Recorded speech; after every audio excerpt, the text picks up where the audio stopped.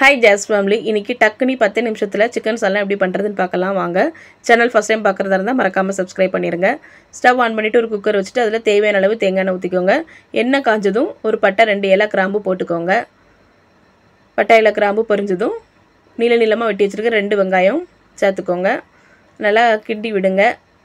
வெங்காயம் நல்லா பொன்னிறமா மாறணும். வெங்காயத்தோட கலர் சேஞ்ச் ஆனதும் 1 டேபிள்ஸ்பூன் இஞ்சி பூண்டு பேஸ்ட் போடுங்க. போட்டு நல்லா கலரி விடுங்க அடி பிடிக்காம.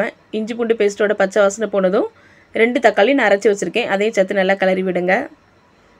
தக்காளி நல்லா வதங்கினதும் 1 டேபிள்ஸ்பூன் மல்லித்தூள், வத்தல் தூள், மஞ்சத்தூள், கொஞ்சமா சிக்கன் மசாலா அதெல்லாம் போட்டு நல்லா கலரி விடுங்க. இப்போ 2 டேபிள்ஸ்பூன் தயிர் சேர்த்துக்கோங்க. நல்லா மசாலாலாம் கலரி விடுங்க. பார்க்குறதுக்கே நல்லா எம்மியாக இருக்குது. இப்போது நம்ம மஞ்சத்தூள் போட்டு கழுவி வச்சுருக்கிற சிக்கன் இது கூட சேர்த்துக்கலாம். சிக்கன் போட்டு நல்லா மிக்ஸ் பண்ணி விடுங்க. மசாலாவும் சிக்கனும் நல்லா மிக்ஸ் ஆகணும். நல்லா கலரி விடுங்க. இப்போ பாருங்கள் சிக்கனும் மசாலாவும் சேர்ந்து நல்லா மிக்ஸ் ஆகிடுச்சு. இந்த டைமில் ஒரே ஒரு உருளைக்கிழங்கு எடுத்திருக்கேன். அதை சின்ன சின்னதாக தோல் நீக்கிட்டு வெட்டி வச்சுருக்கேன்.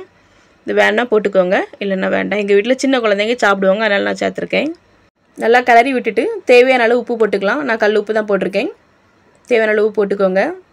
இப்போது சிக்கன் இந்த உருளைக்கிழங்கு மசாலா எல்லாம் வேகிறதுக்கு தேவையான அளவு தண்ணி ஊற்றிக்கலாம்.